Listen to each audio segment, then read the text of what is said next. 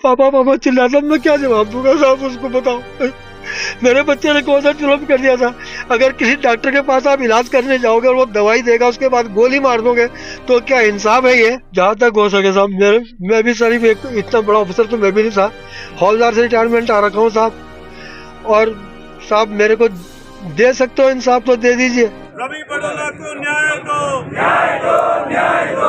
रवि बडोला को न्याय दो, अमित अमित मनोज नेगी का मुफ्त इलाज करो, इलाज करो, इलाज करो। मनोज नेगी का मुफ्त इलाज करो, इलाज करो। सुभाष छेत्री का मुफ्त इलाज करो, इलाज करो, इलाज करो। सुभाष छेत्री का मुफ्त इलाज करो, इलाज करो, इलाज करो। बोल पहाड़ी हल्ला बोल, हल्ला बोल, हल्ला बोल। बोल पहाड़ी हल्ला बोल, हल्ला बोल, हल्ला बोल। राजधानी में हल्ला बोल, हल्ला बोल, हल्ला बोल। नमस्कार, जय हिंद, वंदे मातरम। विजय पथ में आप सभी का एक बार फिर से स्वागत।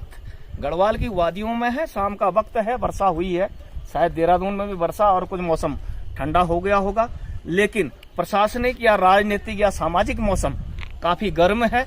पिछले 4-5 दिनों से खबर जो आप देख ही रहे हैं कि रवि बडोला एक पूर्व सैनिक हवलदार जी के बेटे हैं, जिन्हें अराजक तत्वों ने, माफियाओं ने, गुंडों ने गोली मार दी और उसके 2 साथी बुरी तरह घायल हैं और हॉस्पिटल में उनका इलाज चल रहा है। उस संबंध में भी बात करेंगे, लेकिन सैनिक पुत्र होने के नाते या फिर यूं समझिए कि एक समाज में किसी भी नागरिक के साथ इस प्रकार का घटना किसी के साथ होना नहीं चाहिए। ये सरासर अपराध है, अपराध की फसल को पनपाया जा रहा है, ऐसा मानना जनता का है। और ऐसा हो भी क्यों ना, क्योंकि उत्तराखंड सैनिक बहुल क्षेत्र है, इसलिए अक्सर विक्टिम यानी पीड़ित सैनिक या उसके परिवार होते हैं। गुंडे, माफिया, भू माफिया उन्हें टारगेट करते हैं।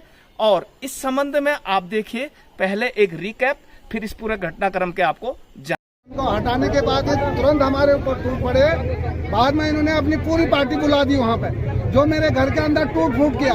मैंने सबसे पहले पार्षद को फोन किया, उन्होंने बोला मैं दिल्ली हूँ। उनके घर वाले को फोन किया, उसने कहा आप 112 पे फोन करो।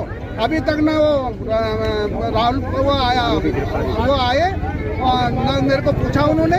ये इस देश की कमी है, वोट सोते समय आगे आते हम।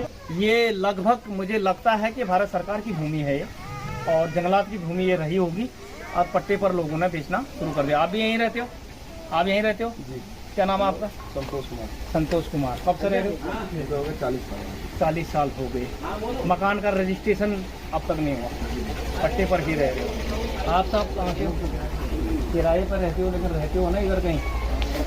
आप कहाँ से? इनको देखिए सर, आपको किसी भी प्रकार से गढ़वाली नहीं लगेंगे, हैं ये देश के, लेकिन ब्लड के हिसाब से, शकल सूरत के हिसाब से पहचान में आ जाते। कहाँ के रहने वाले हो आप? हरदोई के। कब से रह रहे हो? और मकान कहाँ पर है आपका? किराए पर ही है। काम क्या करते हैं? अच्छा, दिहाड़ी मजदूरी करते हो और किराए का काम है, मकान है। और ये सब मकान जो है, ये वैलिड जो रजिस्ट्रेशन होता है वो किसी का नहीं है। इसीलिए हम कह रहे थे कि अपराध तभी पनपता है जब अवैध रूप से कोई चीज पर अतिक्रमण हो। तरह से नशे के खिलाफ और क्राइम अगेंस्ट वुमेन के खिलाफ हम लोग लड़ते हुए आ रहे हैं काफी टाइम से। और इसमें भी पुलिस हमें टाइम टू टाइम बोलती रहती थी कि तुम लोग जो है कि ज्यादा गुंडागर्दी दिखा रहे हो, तुम लोग थोड़ा शांत रहा करो, तुम ज्यादा सामने मत आओ, जो करना है पीछे रह के करो। तो सर हमें समझ में नहीं आ रहा। हमें लगता है कि उत्तराखंड का जो एक आम आदमी है यहाँ पे, जो उत्तराखंड के जो लोकल है, उन्हें यहाँ पे रहना नहीं चाहिए। मुझे लगता है उन्हें भी यहाँ से अपना बोरिया बिस्तर बांध के कहीं चले जाना चाहिए। तो इन लोगों के साथ दबाव बनाकर इनके खिलाफ कानूनी कार्रवाई के लिए प्रेशर बनाना होता है, जबकि बिना प्रेशर बनाए हुए भी संविधान बना है, धाराएं बनी है, शासन प्रशासन बना है, लॉ एंड ऑर्डर बना है, तो वो होना चाहिए था। लेकिन अभी जानना चाहते हैं ये फोर गढ़वाल के, आपका नाम? धर्म सिंह नाथ, 13 गढ़वाल से रिटायर्ड हूँ सर। मैं डी ब्लॉक लाइन नंबर 4 अमन बिहार में रहता हूँ। मेरे ऊपर प्रियांशु छाबड़ा द्वारा जानलेवा हमला किया गया है। जितने भी वाकये आ रहे हैं, मामले आ रहे हैं, सैनिकों, पूर्व सैनिकों के साथ आ रहे हैं, उनके परिवार के साथ उनकी जमीनें, उनका घर बार तोड़ा जा रहा है, छीना जा रहा है, उनके साथ दुर्व्यवहार किया जा रहा है। आप तो अपने समाचार चैनल के माध्यम से दिखाई करती है, क्यों करती है? कर नहीं सकती है। जब मामला न्यायालय में है, विचाराधीन है, तो पुलिस किस पर कैसे करके इसमें मामले में इंटरफेयर कर सकती है? तो रवि बडोला भी प्रॉपर्टी के काम करते थे, उनके पास 1 से अधिक गाड़ियां भी थी। गाड़ी उनने किसी भारद्वाज ब्रदर्स को बेच दी, लेकिन उन लोगों का आपराधिक रिकॉर्ड और वे बेल पर छूटे हुए थे, उन्हें बाद में पता चलता है। और जब वो अपनी गाड़ी लेने जाते हैं कि ये अवैध इस्तेमाल ना करें, कि गाड़ी ये वापस देगा नहीं, पैसे ये दे नहीं रहा, इस प्रकार से इन्हें बहुतों की जमीनों पर कब्जा भी उन लोगों ने कर रखा है, तो अपनी गाड़ी की हवा निकालना चाह रहा था और अचानक उन लोगों ने फायरिंग शुरू कर दी, जिसमें रवि बडोला की मृत्यु हो गई।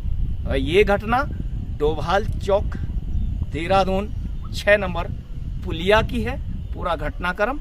और वहां पर 3-4 दिनों से प्रदर्शन हो रहे हैं, क्योंकि पुलिस का रवैया ढुलमुल बताया गया जनता के मुताबिक कि धारा 307 लगाई, जो कि आमतौर पर आपराधिक रिकॉर्ड रखने वाले और हत्या का प्रयास करने वालों पर लगती, न कि हत्या करने वालों पर। यहाँ पर हत्या हुई है, 302 की मांग थी, तो विभिन्न प्रकार के सामाजिक संगठनों ने किस प्रकार से उनके घर के नजदीक प्रदर्शन किया, घर को पुलिस ने पूरा प्रोटेक्शन दिया उनके, और तोड़फोड़ नहीं करने दी, और 6 नंबर पुलिया को भी जाम किया गया। तो इस संबंधित समाज सेवी और जनता के कुछ वीडियो क्लिप देखिए। वो गाड़ी चलाता था और वो क्या, उसने क्या करा, गाड़ी ली, उसके बाद काफी गाड़ी होगी, उसने बोला मैं अपनी गाड़ी को बेच देता हूँ। तो उसने वो गाड़ी अनभिज्ञता के कारण ऐसे गंदे लोगों को दे दी कि जिसके बारे में उसको बाद में पता लगा कि साले ये तो गैंगस्टर है। तो उसको ये लगा कि यार अभी तक मैंने बेची नहीं है वो गाड़ी, मैंने भी वो गाड़ी बेची नहीं है, मेरे को वो गाड़ी वापस ले लेनी चाहिए, ऐसा ना हो कि रात को वो उस गाड़ी का मिसयूज कर दे। तो वो उससे गाड़ी लेने जा रहा था वापस, तो उसको लोगों ने बताया कि साले ये जो बंदे हैं दोनों भारद्वाज ब्रदर्स हैं, ये बहुत ही गंदे टाइप के ब्रदर हैं। तो उसने क्या करा, उसने ये बोला कि मेरे को इनसे गाड़ी नहीं चाहिए, लेकिन वो ये बोलने गया कि रात को मिसयूज ना हो, तो वो गाड़ी को पंचर करने गया कि यार सिर्फ मैं गाड़ी की हवा निकाल देता हूँ कि बस मेरी गाड़ी पंचर हो जाएगी, रात को मिसयूज नहीं कर पाएंगे। वो जा ही रहा था गाड़ी को पंचर करने, सालों ने गोली मार दी यार भैया। पापा चिल्लाता, मैं क्या जवाब दूंगा साहब, उसको बताओ। मेरे बच्चे ने कौन सा जुल्म कर दिया था। अगर किसी डॉक्टर के पास आप इलाज करने जाओगे और वो दवाई देगा, उसके बाद गोली मार दोगे, तो क्या इंसाफ है ये? जहाँ तक हो सके साहब, मैं भी शरीफ एक इतना बड़ा ऑफिसर तो मैं भी नहीं था, हौलदार से रिटायरमेंट आ रखा हूँ साहब, और साहब मेरे को दे सकते हो इंसाफ तो दे दीजिए। मैं भी एक भारत का नागरिक हूँ और आपके देश की सेवा करके आ रखा हूँ।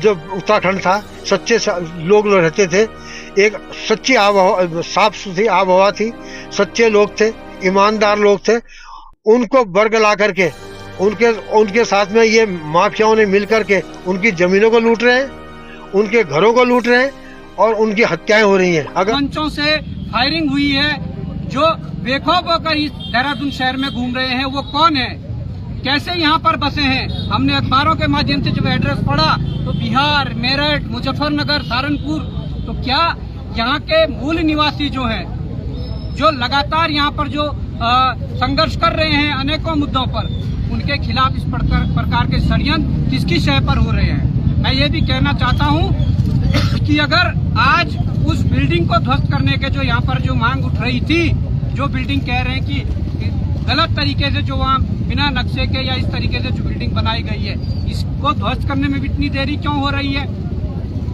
आज यहाँ पर आने का मतलब है कहीं न कहीं जो वार्ता होगी कल डीएम से होगी, और कल 10 बजे आप सभी लोग देहरादून जिलाधिकारी कार्यालय पहुंचिए, वहीं पर ये वार्ता होगी। अगर जिलाधिकारी महोदया इस बात को कल तरीके से सुलझाती है और इस बात को मानती है और उन घायलों का ट्रीटमेंट करवाते हैं, घायलों को जो तमाम मांगे हैं उन मांगों पर अमल करके उन पर विचार करके उन पर कार्रवाई करते हैं तो ठीक है, अन्यथा ये टेंट यहाँ लगाकर फायदा नहीं है। ये टेंट डीएम कार्यालय के बाहर ही लगेगा और डीएम कार्यालय पर तब तक ताला जड़ा रहेगा जब तक इन मांगों पर पूरी तरीके से अमल होकर कार्रवाई ना हो। तो सैनिक होने के नाते हम लोग सामाजिक संगठनों से जुड़े रहते हैं। उत्तराखंड में अपराध को बढ़ावा न मिले, सामाजिक व्यवस्था बनी रहे, प्रशासनिक व्यवस्था बनी रहे, सैनिकों के हक अधिकार उनको मिले, इसके लिए हर समय सक्रिय रहते हैं। दुर्भाग्यवश अभी मैं गढ़वाल की वादियों में हूं, लेकिन अपने कर्तव्य से विमुख नहीं हूं। मेरा पूरा परिचय केएस परिहार में गौरव सेनानी प्रवक्ता भी हूं और गौरव सेनानी, अर्धसैनिक और सैनिक संगठन के अध्यक्ष, उपाध्यक्ष और अन्य लोग भी वहां पहले मौके पर गए और फिर जिस प्रकार सामाजिक संगठनों के साथ मिलकर वो लोग मजिस्ट्रेट ऑफिस कार्यालय भी गए और विभिन्न प्रकार के उन लोगों को सजा दिए जाने, उत्तराखंड में बाहरी लोगों का बढ़ता हुआ आतंक के प्रति और मूलभूत अन्य विषयों को लेकर उनने काफी प्रदर्शन किया। और आगे की उम्मीद इस प्रकार से है कि अब तक 7 को हिरासत यानी कैद में ले लिया गया है। 7 अपराधी अभी कैद हैं। लेकिन इस पहले देखिए सैनिक संगठनों का प्रदर्शन और वीडियोज। लोग ऐसे मार देते हैं, फिर भी उनके हौसले दिन प्रतिदिन बुलंद होते हैं। इसका संरक्षण लगे कि इनके सिर का हाथ हो। अगर संग्रह नहीं है तो क्यों ये कार्रवाई हुई? क्षेत्रीय विधायक जी इतना बड़ा हो रहा है, अभी तक दर्शन नहीं दिया। हमारे माननीय सैनिक कल्याण मंत्री जी सो रखे, हमारे माननीय मुख्यमंत्री जी नैनीताल में हिलेरिया में चाय बना के चाय का एंजॉय ले रहे, लेकिन इतना बड़ा जघन्य हत्याकांड हो जाता है। लेकिन कोई क्षेत्र प्रतिनिधि आकर के संवेदना व्यक्त की या आया, अगर आता तो तब लगता है कि मतलब ये प्रेजेंट शासन का उसमें हाथ नहीं है। मनमानी नहीं चलेगी, नहीं चलेगी, नहीं चलेगी। ये मनमानी नहीं सहेंगे, नहीं सहेंगे, नहीं सहेंगे। ये मनमानी नहीं सहेंगे, नहीं सहेंगे, नहीं सहेंगे।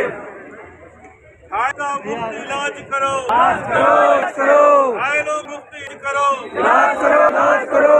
पीएम धामी संज्ञान लो, संज्ञान लो, संज्ञान लो। पीएम धामी संज्ञान लो, संज्ञान लो, संज्ञान लो। उत्तराखंड से गुंडों को बाहर करो, बाहर करो।